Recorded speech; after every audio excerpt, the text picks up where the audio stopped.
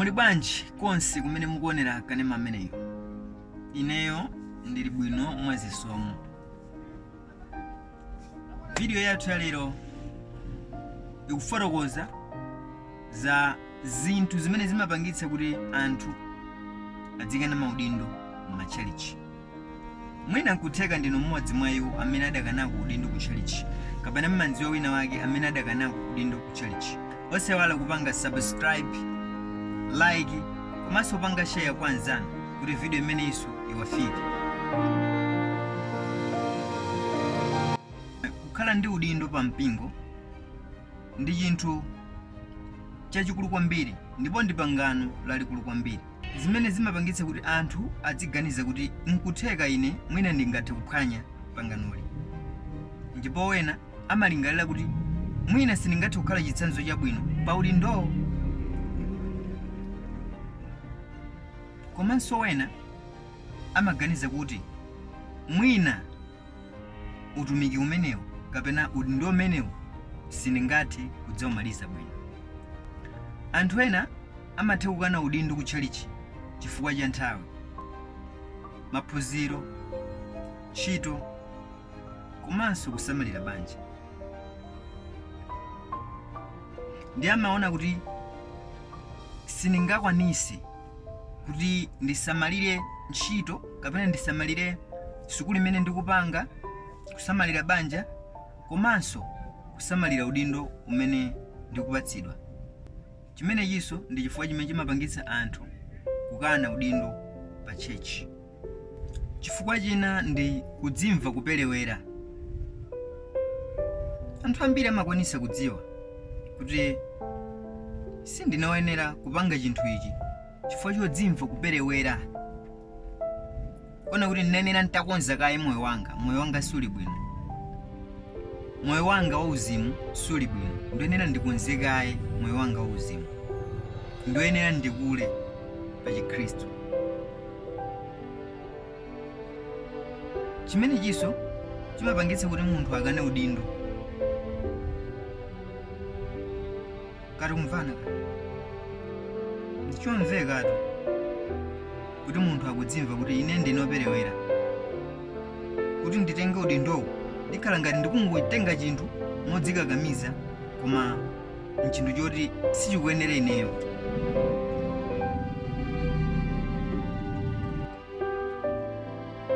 Chinthu china ndi zinthu zimene munthu uja adaona pa maudindo ngati omwewo, koma zinthu zija zimene zinali zoti zimampanikiza munthu uja m'machitidwe yake. Ndikutanthauza ngati anthu ena pamene ali pa udindo, anthu ambiri amakhala akumuyang'anitsitsa udindo uja, mwina kumankambira mabodza kapena zinkhani zina zake zomupekera, zolakwika, zomuyipitsa, kumampanga nkhanza zina zake ndithu, mwina nsanje.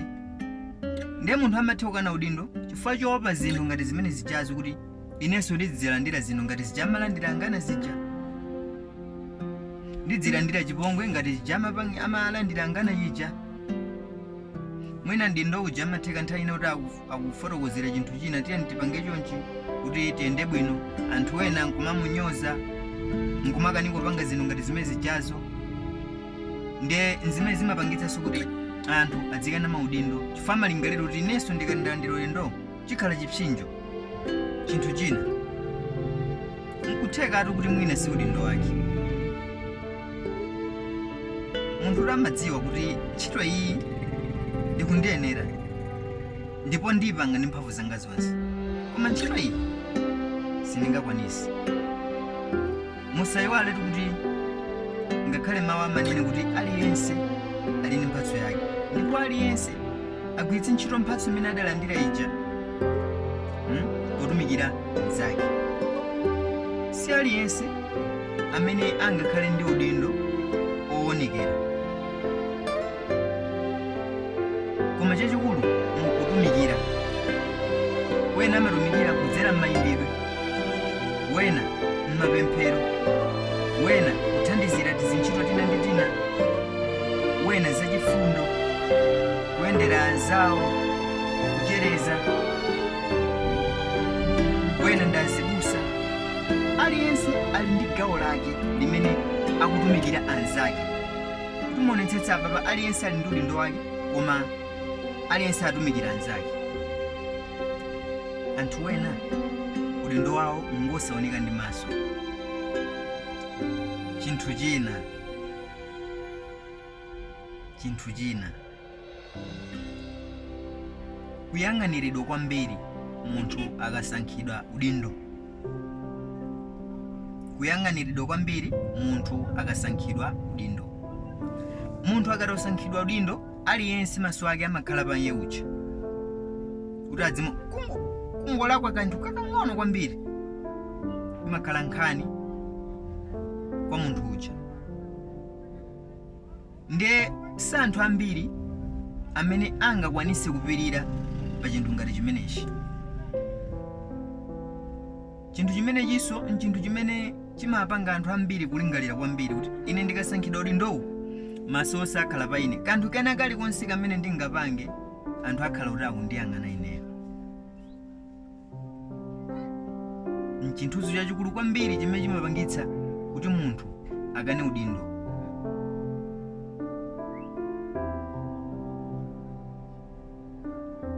Anthu ambiri sangakwanisi kukhala mmoyo omayang'aniridwa. Chinthu chimenechi chimapangitsa kuti anthu akane udindo ku chechi. Anthu wena amakana udindo ku chalichi chifukwa ndi udindo kuti akungogwira sakulandira ndalama, kapena sadzilandira ndalama chifukwa ndi ku chalichi. Malipiro ali kumwamba. Chinthu chimenechi chimapangitsa anthu wena kukana udindo ku chechi. Kukana udindo si kukana Mulungu. Anthu wena amakana pa zifukwa zomveka bwino. Ngakhale kuti anthu wena amakana chifukwa ntchito yoti sadzilandira ndalama, amayiona kukhala yopanda phindu. Si aliyense amene kumakhala kukana Mulungu kapena kukana mayitanidwe. Mayi ena amakhala odzimva kuti sindifuna kunyozitsa dzina la Mulungu, ndine operewera pa chinthu chimene ndikupatsidwachi. Kodi mumadziwa kuti Mose adafuna kukana mayitanidwe? Tikawerenga pa Exodo 3 verse ya 1, Mose adayesa kukana mayitanidwe. Yeremiya ankadziva kukhala mwana, ankadziva kukhala wachichepere kwambiri. Tikawerenga pa Yeremiya 1 verse ya 6. Ndipo ngakhale Petro adadzimva kukhala osakwanira kapena kukhala operewera pa nthawi imene Yesu ankamusankha. Timalize video ndi 1 Petro 4 verse ya 10. Aliyense agwiritse ntchito mphatso yake potumikira anzake. Tonse sitingakhale ndi udindo ofanana, koma aliyense ndi chimene adapatsidwacho atumikira anzake. Ndikukhulupirira kuti kufika apa mwapindula ndi video imeneyi, ndipo mwadziwa zinthu zina kapena zinthu zambiri zimene zimapangitsa kuti anthu akane udindo ku chalichi. Musayiwale kupanga subscribe, comment iyo, komanso panga share kuti anthu wena zafikirenso ndi kuti azindikire zinthu zimene inuyo mwazidziwa. Mwakumana nonse zikomo kwambiri. Shalom.